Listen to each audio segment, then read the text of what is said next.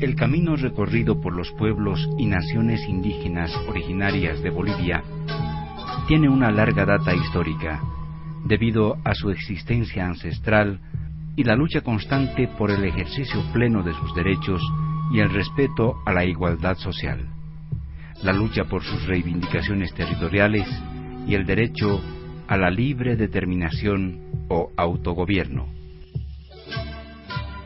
Desde Oriente y así también a los últimos nos hemos alzado también desde norte de Potosí hacia a nivel Bolivia.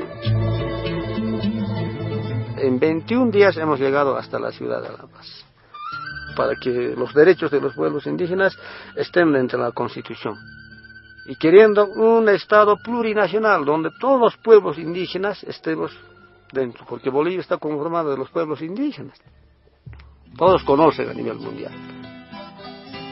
Desde inicios del siglo XXI, se articulan como objetivos principales los pueblos indígenas originarios, con el propósito de generar cambios al interior de Bolivia, con el establecimiento de la Asamblea Constituyente para refundar el país a través de una nueva constitución.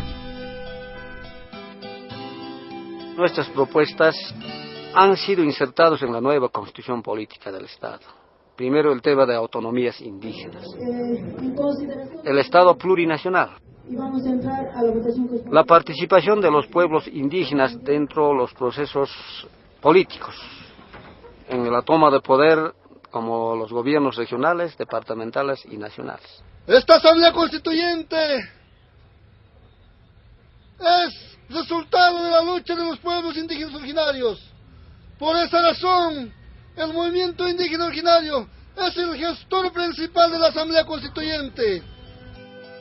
Dentro de las principales propuestas de los pueblos indígenas estuvo la consolidación de un Estado plurinacional, derecho a la tierra, territorio y recursos naturales de los pueblos indígenas, derecho a la autonomía indígena originaria y ordenamiento territorial, la implementación del pluralismo jurídico y la justicia indígena originaria. El contexto era distinto, no eran protagonistas los pueblos indígenas, ¿no? Entonces creo que ha habido un desarrollo interesante de todo lo que es el desarrollo de los pueblos indígenas, tanto en tierras altas como en tierras bajas, ¿no? En cuestión de la gestión territorial indígena, muchas cosas se han logrado. Además, el fortalecimiento de la estructura orgánica de ellos, más que todo eso se ha hecho un seguimiento constante. A base de eso, ahorita las autoridades están bien paradas. Por eso también ellos defienden sus recursos naturales, lo que no conocíamos que era para nosotros. Entonces, los recursos naturales que existen en la isla Chantaca, entonces ahora con esta autonomía peor todavía va a llegar a manos de las autoridades originarias, que ellos van a manejar y que ellos van a administrar en la práctica. Por ello, la actual Constitución Política del Estado incorpora las principales reivindicaciones de los pueblos indígenas, tanto en su parte dogmática como en la orgánica. Son 3 los ámbitos específicos y concretos: jurisdicción indígena originaria campesina, que reconoce el ejercicio y administración de la justicia conforme a sus normas y procedimientos propios; tierra y territorio, que reconoce derechos de uso y aprovechamiento de los recursos naturales renovables; y la autonomía indígena originaria campesina, que admite y reconoce su estructura de gobierno local sustentadas en sus normas y procedimientos propios. ¿Cómo podemos vivir los indígenas en una autonomía, ¿no? Bajo tuición, bajo normas que nos puedan regir a una autonomía, ¿no? Una autonomía cuando nosotros legítimamente elijamos con nuestros propios usos y costumbres a nuestras autoridades. Esa es la forma de vivir en una autonomía. Como una respuesta a las demandas, incorporar el derecho a la autonomía de los pueblos indígenas significa la concreción del Estado plurinacional en su estructura organizativa territorial, figura que los pueblos indígenas han alcanzado como uno de los principales derechos colectivos por los que históricamente han luchado, y es el derecho al autogobierno.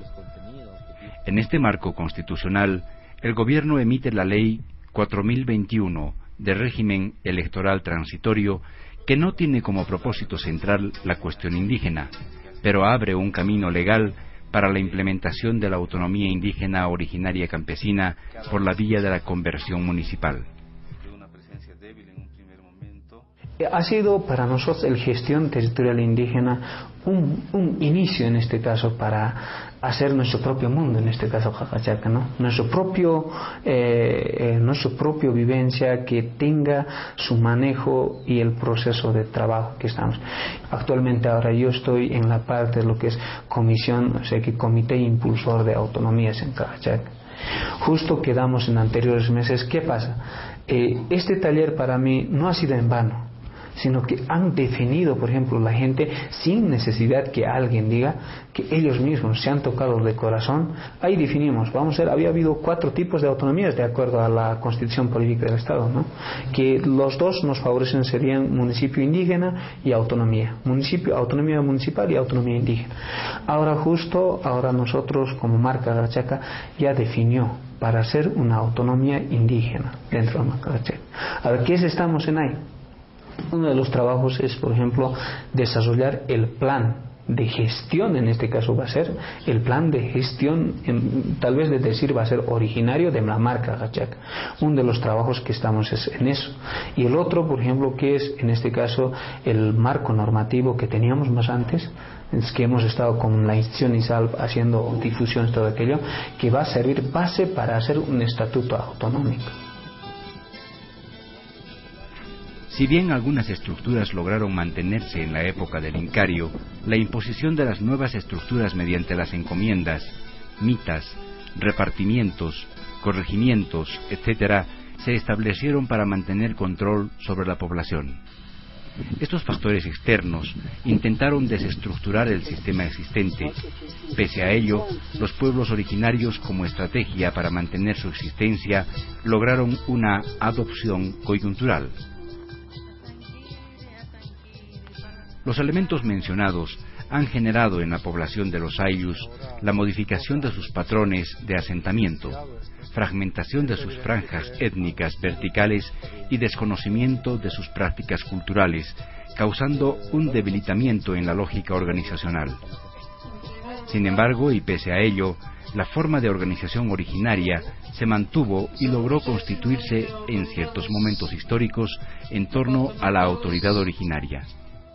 Como autoridades han dicho, ¿por qué nos va a manejar el secretario general? Porque el secretario general no asumimos por taque, el secretario general asumía políticamente el que tenía palabra, el que tenía un poco de conocimiento, leer, escribir, eso nomás. Entonces, nadie se han dado cuenta, entonces las autoridades han dicho ya, porque tenemos que valorar y tenemos que reconstituir a nuestras autoridades, al segundo mayor. Desde esas veces del 1900, más o menos del 93, de esas veces ya han reconstituido a las autoridades, de poco en poco se han estructurado pues para hacer caso. Ya ellos se han comprometido ya, ¿a quién vamos a hacer caso? En una reunión, ya no decían ni reunión, ya no decían ni junta, ahora como llamamos cabildo ya no decían, entonces decían ampliado. En un ampliado ellos han decidido ya mejor valoraremos a nuestras autoridades originarias. Entonces desde el momento han valorado al segundo mayor, ahora tiene poder el segundo mayor convoca a todos los gilamos. En Bolivia tenemos un 62% de población indígena y en el departamento de Potosí aproximadamente un 70%. En el departamento de Potosí, los Ayllus se han fortalecido y entrado en un proceso de reconstitución de su organización, su identidad cultural, sus sistemas económico, productivo y ritual, que en otros lugares no ha quedado ni en la memoria histórica oral de los comunarios. Todo esto da a entender la reconstitución identitaria a partir de su territorio que se ha trabajado para consolidar su tierra comunitaria de origen. Y ahora finalmente hay varios costumbres que son buenos, costumbres que son también malos, pero que hemos podido rescatar. Con el GTI, ¿cuál es el objetivo? O sea que el objetivo es conservar, recuperar y rescatar lo que es nuestro y mantenerlo como tal. y no copiarnos cosas de otro lado, plagios que finalmente de nada sirven en la región. Y como tal somos en Cajachaca y debemos estar como se debe, ¿no? Por esa razón es bastante con gestión territorial indígena, más que todo yo lo veo en la parte de conservación, recuperación y bueno, en la parte de mejora de lo que es productos naturales en Cajachaca. En este camino se ha recreado su estructura organizativa a nivel nacional con el Consejo Nacional de Ayllus y Marcas del Collasuyo, CONAMAC, y departamental a través del Consejo de Ayllus Originarios de Potosí. Pero en el accionar político reivindicativo se hace evidente la diversidad cultural en las regiones. Es así que se ha constituido y conformado los consejos regionales de la zona centro, el Consejo de Naciones Caracara, Quillacas y Carangas. En la zona sur, el Consejo de Naciones Chichas y Visixa.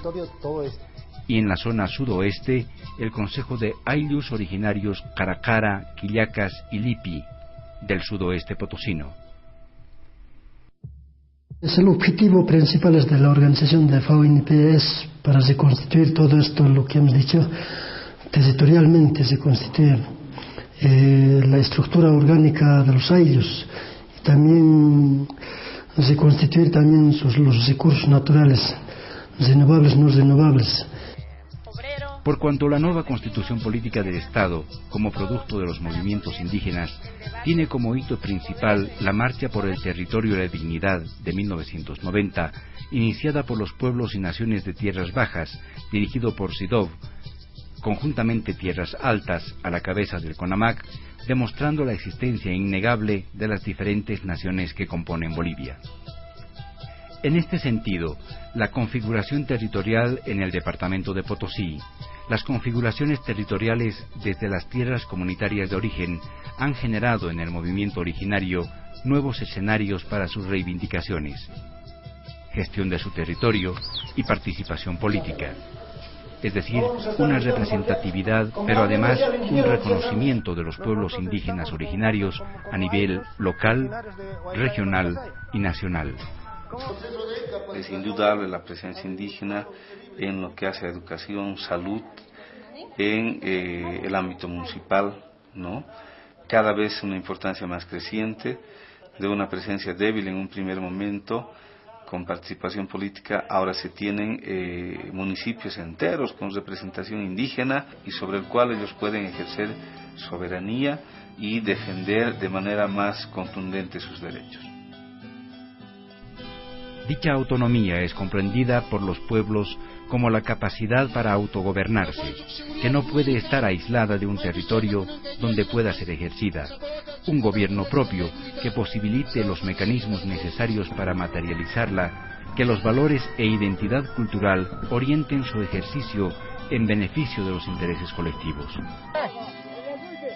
Simplemente para recordar, la autonomía indígena originaria campesina, que es parte de las 4 formas de autonomías reconocidas por la Constitución Política del Estado, y a diferencia de las 3 primeras, esta es la única cuyo territorio puede conformarse sin necesidad de sujetarse a ninguna división política y administrativa del Estado. El control de los territorios que antes eran de 2. Si tenemos una tierra comunitaria de origen saneado, lo que es la TCO, necesariamente tendría que complementarse con una gestión territorial indígena. Tenemos que hacer una complementación de administrar nuestros propios recursos, de cuidar la naturaleza, cuidar la contaminación, bueno, hacer forestaciones, bueno, de alguna manera hacer bien el uso de nuestros recursos dentro de un territorio, la que es la TCO. Lo que se busca también es el sumacauce, como se le llama el sumacamaña, ¿no? El bien vivir, ¿no? Lo que estamos buscando es eso. El derecho a la autonomía dentro del marco constitucional y legal posibilita mínimamente que los pueblos y naciones gestionen y manejen sus asuntos internos según sus usos y costumbres, identidad cultural y jurisdicción especial indígena.